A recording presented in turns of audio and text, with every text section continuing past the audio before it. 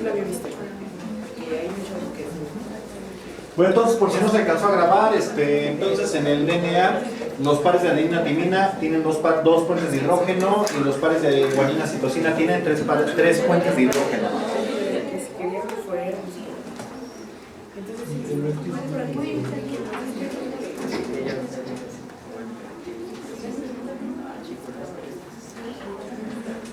el DNA se encuentra en la célula en una estructura que se llama DNA-B. El DNA-B es una estructura semi-enrollada donde hay parte del pliegue que está un poquito empacada y hay otra parte del pliegue que está un poco relajada. Esto solamente es importante que lo conozcan porque las enzimas que leen los genes se desplazan a través de esta estructura y entonces donde ven un poco relajado meten sus aminoácidos ahí, dicen y leen las bases, dicen esta es esta base o esta base. En realidad no es tanto que la lea de esta es timina, adenina, sino como tienen los aminoácidos, estos aminoácidos tienen afinidad por las bases y si no es la combinación de bases por las cuales los aminoácidos tienen afinidad, se despega y sigue y hasta que encuentra el espacio donde dice aquí es, ahí se pega la proteína y entonces ya abre la cadena o hace la función que vaya a hacer. Pero entonces estos espacios de relajado compacto permiten a las enzimas leer el DNA y se pegan donde tengan afinidad por él. Ese es el DNA tipo B. ¿Por qué se le llama B? Porque hay una poco. El DNA A, hagan de cuenta que esa es la cadena de DNA. Entonces, el DNA B es más o menos así. El DNA A es todavía más y más y más enrollado. El DNA A solamente se genera en condiciones de altísima salinidad y la característica de que tiene el DNA A es que no tiene espacios de relajación, todo está súper enrollado. Entonces no es posible que nos lean las enzimas. ¿Por qué se le llama A? Porque fue el que descubrió Rosalind Franklin. Porque en aquellos ayeres, para poder separar el DNA del RNA, tenías que utilizar una sal bien cara y bien agresiva, que es cloruro de cesio. ¿Se ubican al cesio? ¿En qué familia está? ¡Toman todos! Hidrógeno, litio, sodio, potasio, rubidio, cesio, francio. Como logran ver, está en el periodo 6 de la tabla periódica. Eso significa que es un elemento muy denso. El cloruro de cesio es mucho más denso que el cloruro de sodio. Entonces, se utilizaba el cloruro de cesio precisamente para separar el DNA. Y utilizaban, precisamente les digo que a un pH de 8, la mitad de los protones está sustituido por un metal que yo le agregue. En vez de tener el hidrógeno, voy a tener uno de estos metales.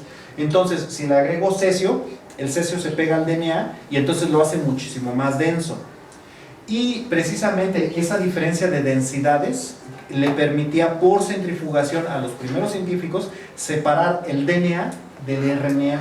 De hecho, si leen los artículos de aquellos años de los 1940 y cacho, la mayoría era cómo separar el DNA del RNA y probaron con todo lo que se puedan imaginar, solventes, isopropanol, propanol, acetona, etanol, whisky, no es broma lo del whisky,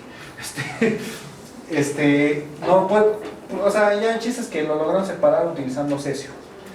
Y entonces, como tenían que ponerlo bien en condiciones muy salinos, el DNA se deshidrataba tanto que adquiría la forma que fue la que cristalizaron para obtener los rayos X, porque sí saben que no se pueden obtener rayos X de algo que no esté cristalizado. ¿Sí lo sabían? No. Entonces, ¿por qué yo me veo en rayos X si no soy cristal? ¿Por qué se pueden ver ustedes en los rayos X si no son cristales? ¿O son cristalianos? Porque sus huesos sí están hechos de cristales de apatita, que son cristales de fosfato de calcio. Y esos sí se ven en los rayos X, por eso los órganos blancos casi no se ven, a menos que tengan piedras, y esas piedras, como son cristalinas, esas sí se ven. Por eso si tienen piedras en los riñones, ¡ay, mira, mi riñón sí se ve!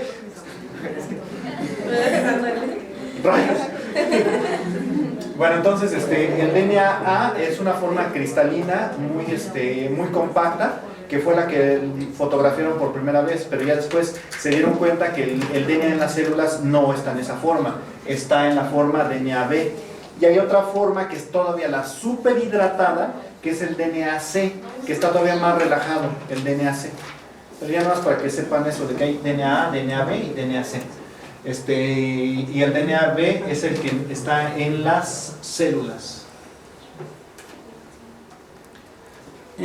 ¿Tú quién eres? Estructura del DNA. Los monomers del DNA son nucleótidos. Existen 3 fuerzas que estabilizan la doble hélice. El primero es por puentes de hidrógeno. La segunda es las interacciones hidrofóbicas por apilamiento de bases. Y las interacciones del agua con carácter hidrofílico del grupo fosfato. Ay, ¿qué quiere? No, mi clase es sagrada, no voy a contestar.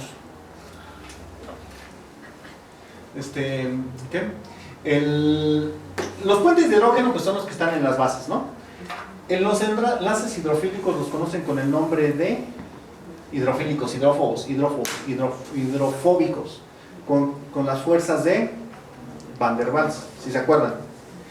En realidad las interacciones hidrofóbicas no es tanto que sean muy estables en la naturaleza. Realmente las grasas y las sustancias hidrofóbicas son como, hagan de cuenta ustedes, así un grupo medio homogéneo, pero resulta que llega un alumnito que, hijo de Dios, es un higadito, a nadie le cae bien, y no importa dónde se siente, todos lo van a esquivar. Entonces así como que no importa si se siente allá o allá, así como que, ay, ya estoy para allá. ¿Vieron Michael en el medio cuando dice ser inteligente es similar a ser radiactivo? Y se ve la parte aérea y ya nada más se mueve para un lado y todos los demás lo esquivan así. Así pasa con las moléculas hidrofóbicas cuando están en el agua. Pero, ¿qué pasa cuando ya juntas varias de esas moléculas hidrofóbicas? Que como nadie las quiere, se terminan juntando entre ellas, pero no porque tengan afinidad entre ellas, sino porque las demás dicen, no, quédense ahí. Entonces es como el grupo de personitas que son tan indeseables que nadie las quiere y se tienen que juntar entre ellos porque no les queda de otra. Y bueno, los enlaces hidrofílicos, pues eso sí, son por carga y atracción y afinidad. Entonces estos son más fácilmente recombinantes con otras moléculas que los hidrofóbicos. Es decir, si yo quiero sustituir el agua de los grupos fosfato, el agua es atraída por la carga negativa, pero yo puedo sustituir el agua muy fácilmente. Si le agrego alcohol, el alcohol le dice al agua, quítate. Mientras que no hay una sustancia que yo pueda decir, ay, la voy a poner aquí para separar las bases. No, o sea, pues es que estas están juntas porque no les queda de otra. Entonces, agregar una tercera sustancia que las separe es muy raro. Les mencioné en la clase pasada una sustancia que sí se mete entre ellas. ¿Quiénes son? Un tipo de sustancias, no una sustancia, un tipo de sustancias que se les llama agentes intercalantes. Los agentes como el bromuro de tirio. ¿Sí investigaron la estructura del bromuro de tirio? ¿Sí vieron que es prácticamente plano, que tiene un chorro de dobles enlaces? Bueno, pues es eso. ¿Y qué más? Nada más eso de esta diapositiva. Next. ¿Qué? Resumen de las principales características del DNA. ¡Ah, sí es cierto! Se me pasó el antiparalelismo. ¿Qué es eso? ¿Qué es antiparalelo? Como las avenidas, una va en un sentido y la otra en otro. Entonces, les dibujé que estaba así el azúcar, fosfato, de nuevo el azúcar, fosfato, azúcar, fosfato. Y entonces así va uno, y aquí va una base, y enfrente de ella tiene que estar otra base. Aquí va una base y enfrente de ella hay otra base y enfrente de ellas tiene que estar otra base. Pero, aquí esta está unida a la ribosa, pero esta ribosa está de esta forma. Oye, no me sale. Entonces, aquí este es el fosfato inorgánico, y entonces esta azúcar está así. Fosfato inorgánico, la I va por abajo, y el azúcar está así. Si logran ver entonces con que una, digámoslo así, una va en este sentido y la otra va en el sentido contrario. Eso significa que sean antiparalelas, o sea, en una el oxígeno del azúcar va apuntando hacia arriba, en el otro el oxígeno del azúcar va apuntando hacia abajo. Y entonces, como les había mencionado, que se une el DNA de 5' a 3', entonces está corriendo al revés, está corriendo de 3' a 5', corriendo, no enlazado, no es lo mismo. O sea, es como yo las veo. Ajá. ¿Qué más? Bueno, pues ya nada más el chiste de esta de, papá, ¿sabes cuál es el sentido de la vida? Sí, hijo, es de 5' a 3'. Ya lo habían visto así. ¿Qué tiene complementariedad? O sea que si yo nada más tengo una sola cadena, por ejemplo, adenina, guanina, citosina, timina, yo sé exactamente qué puede ir adelante porque son complementarias. ¿Qué iría adelante de esas? Adelante de la guanina, ¿qué va a haber? Timina. De la guanina, citosina. Acá, guanina, adenina y adenina. Entonces la otra cadena va así. Nada más que estaba de 5' a 3' y esta va de 3' a 5'. Y bueno, por si se me llega a pasar más adelante, que no creo, para que pueda continuar la síntesis debes de tener un 3' libre. Si no hay un 3' libre no puede haber síntesis de DNA. ¿Qué? Helicidad, dextro o levo. Ah, bueno, eso sí no se los mencioné. Eso significa que, bueno, sí les mencioné que está enrollado el DNA, pero ¿en qué dirección está enrollada? Con la regla de la mano derecha. O sea, pues sí, pues las dos manos son complementarias, pero un enrollamiento va en...